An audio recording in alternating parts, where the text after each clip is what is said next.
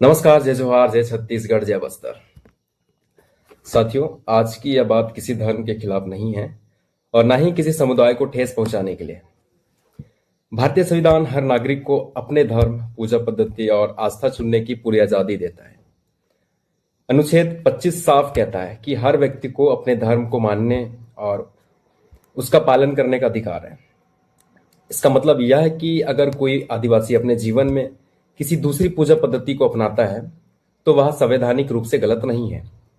लेकिन संविधान यही रुकता नहीं है।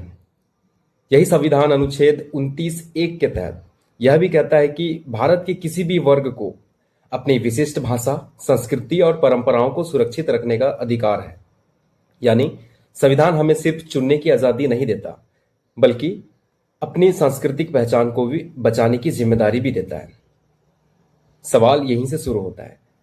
आदिवासी समाज की पहचान सिर्फ एसटी या एससी सर्टिफिकेट से नहीं बनती। हमारी पहचान हमारी भाषा, हमारे पूर्व, हमारे ग्राम देवता, प्रकृति पूजा और सामुदायिक जीवन से बनती है।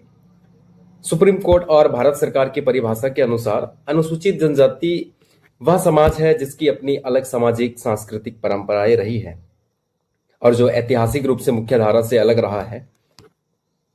आदिवासी होना खाने पीने की आदत से तय नहीं होता। मांस खाना या ना खाना, मूर्ति पूजा करना या ना करना व्यक्तिगत आस्था है, लेकिन संस्कृति नहीं।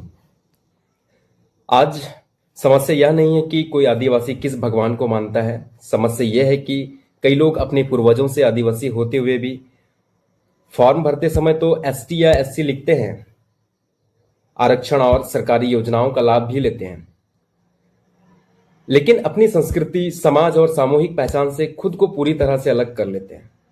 संविधान ने अनुच्छेद 15(4) और 16(4) के तहत आदिवासियों को विशेष संरक्षण इसलिए दिया क्योंकि यह समाज ऐतिहासिक रूप से शोषित रहा, जल, जंगल, जमीन से बेदखल हुआ और उसकी संस्कृति खतरे में रही।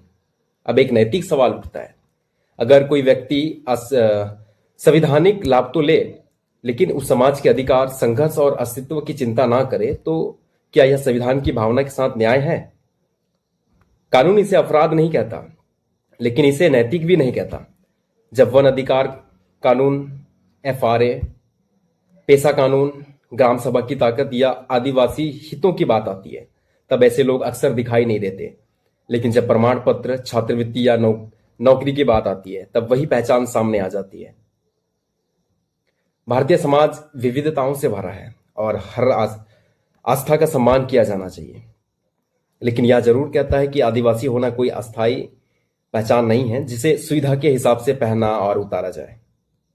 यह एक सभ्यता है, एक विरासत है जिसे छोड़ने से सिर्फ व्यक्ति नहीं, पूरा समाज कमजोर होता है। संविधान ने आपको धर्म चुनने की पूरी आजादी दी है, लेकिन उसने यह उम्मीद भी की है कि आप अपनी सांस्कृतिक जिम्मेदारी भी समझेंगे। इसलिए असली सवाल यह नहीं है कि आप किस भगवान को मानते हैं। असली सवाल यह है कि आप, जब आदिवासी समाज अपने अधिकार, अपनी जमीन और अपनी पहचान के लिए खड़ा होता है, तब आप किसके साथ खड़े होते हैं? सोचिए, संविधान को समझिए और अपनी जड़ों को भूलने मत दीजिए। तो आज का वीडियो बस इतना ही। नमस्कार, जय जोहार, जय छत्तीसगढ़, जय बस्तर, जय संविधान, जय आदिवासी।